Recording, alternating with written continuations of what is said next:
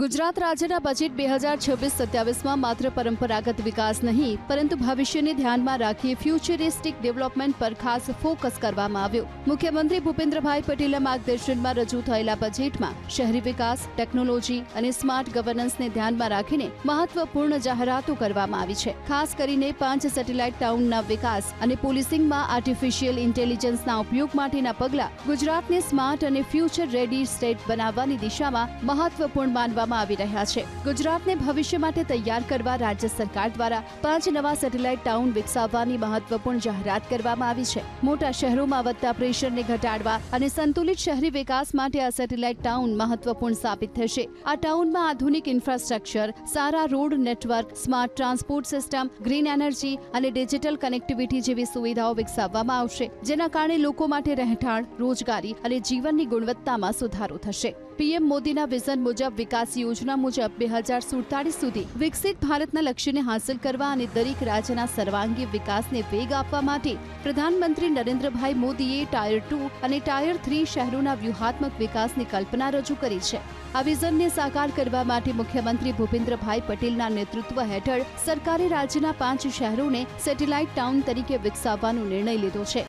વિશ્વ નેતા અને યશસ્વી વડાપ્રધાન શ્રી નરેન્દ્રભાઈ મોદીએ પણ હંમેશા ટેકનોલોજી આધારિત વિકાસ ઉપર ભાર મૂક્યો છે। શ્રી મોદી સાહેબની વિઝનરી લીડરશીપમાં ગત 11 વર્ષમાં ભારતની આર્થિક વિકાસ યાત્રા તેજ ગતિથી આગળ વધી છે। તેમાં પણ ટેકનોલોજીનો મહત્વનો ફાળો રહ્યો છે। 21મી સદીના અદ્યતન ટેકનોલોજી યુગમાં આદરણીય વડાપ્રધાન શ્રી એઆઈ આધારિત વિકાસ માટે અનેક પહેલો હાથ ધરી છે।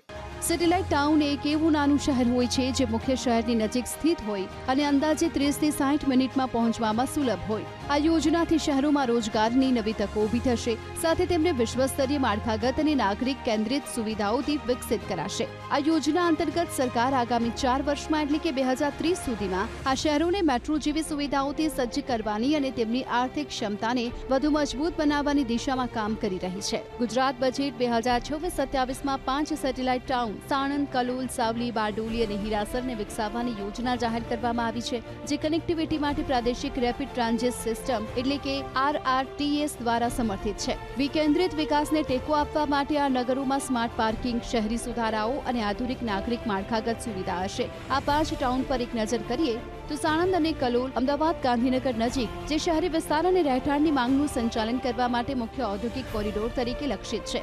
સાવલી વડોદરા નજીક ઔદ્યોગિક કેન્દ્રના વિસ્તરણ અને વડોદરા અર્બન ડેવલપમેન્ટ ઓથોરિટી વુડાના અધિકાર ક્ષેત્રને વધારવા પર ધ્યાન કેન્દ્રિત।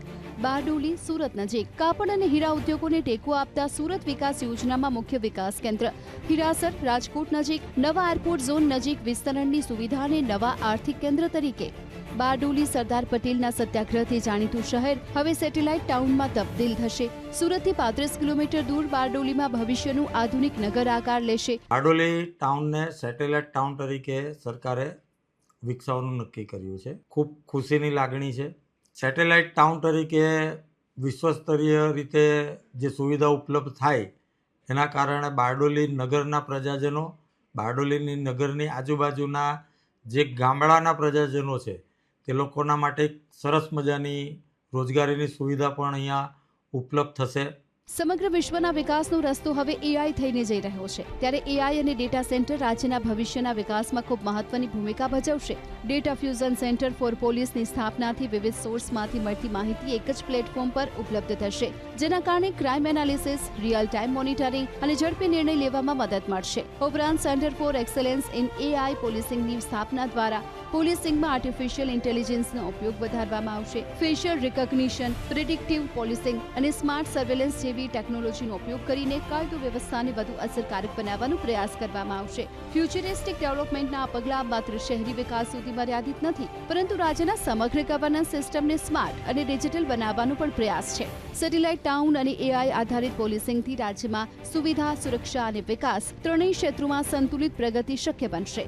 મોટા શહેરો પર વસ્તી અને ટ્રાફિકનું દબાણ ઘટાડવામાં 5 સેટેલાઇટ ટાઉન સહાયક પુરવાર થશે અને અમદાવાદ સહિત ગુજરાતના આ શહેરોમાં વિશ્વસ્તરીય માળખાગત સુવિધાઓ અને રોજગારની નવી તકો મળશે। તો એઆઈ આધારિત પોલિસિંગથી ઝડપથી બદલાતા વિશ્વ સાથે તાલ મિલાવવાનું મુખ્યમંત્રી ભૂપેન્દ્રભાઈ પટેલનું આયોજન છે, જેથી ગુજરાત ભવિષ્ય માટે અત્યારથી જ સુસજ્જ થઈ શકે।